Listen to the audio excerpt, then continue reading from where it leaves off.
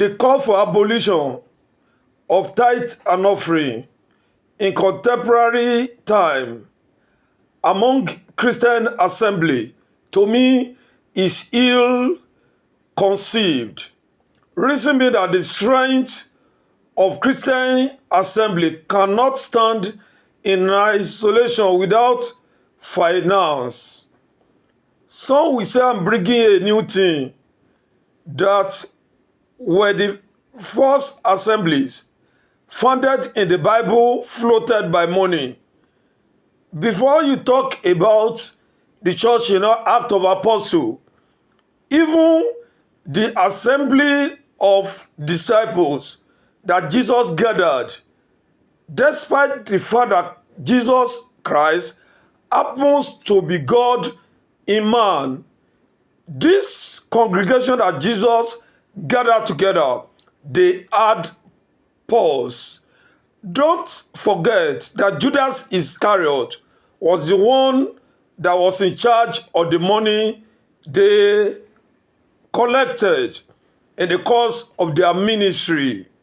Therefore, to say that tithe and offering has gone with Old Testament, to me, it is an aberration. So we quickly cite Matthew chapter 23. They will start from verse 23. That Christ berated the scribes and Pharisees because they collect tithe and offering. No, that was not the reason. The reason was because Jesus said they omitted the weightier matter of the law. Any attempt to say that tithe and offering should not be paid is like facing off the existentiality of the church here on earth. The church cannot but be floated with finance. What should be concentrated on, what should be fought for, is the utilization of tithe and offering. In the book of Malachi chapter 3, where we always cite about tithe and offering, that is verse 10. The Bible says, bring ye, not in verse 10, if you read further, in verse 10 it said that ye, will a man rob God, ye and rob me, O ye house of Israel. The verse now said further, in the next verse, that bring ye tithe and offering into my house, that there may be meat in my house. What should be,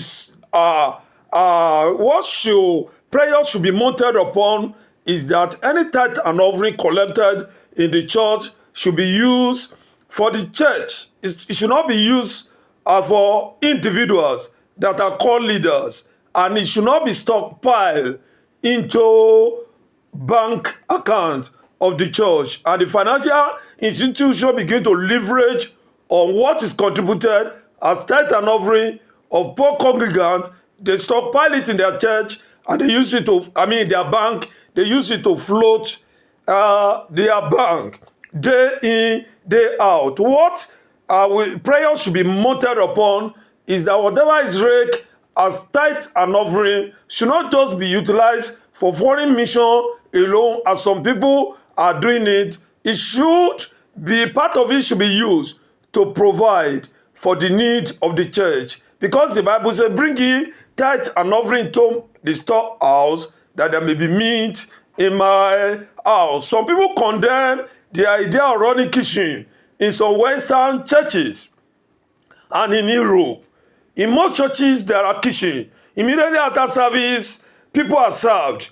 But in continent, where what people where what to eat is a problem to people, the only thing that is regarded to as the bread is spiritual bread, that man shall not live by bread alone, but by every word that proceeds out of the mouth of God. Some people will even claim that the introduction of kitchen into Western and European church was what led to lack of revival. I want to disagree in totality with this. Part of tithe and offering can be used to do what they are doing in Western and European world, to make sure there is kitchen in the church where those worshippers who could hardly afford 3 square meals can be fed, can be fed immediately after service. And part of what is raised as tithe and offering must be used to empower the church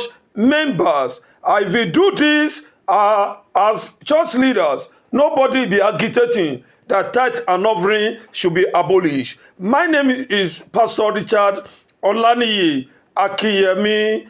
I am a marriage counselor, a content creator, a tutor, and a pastor. By the grace of God, our mission on this page is capacity building. Have a nice day and stay safe.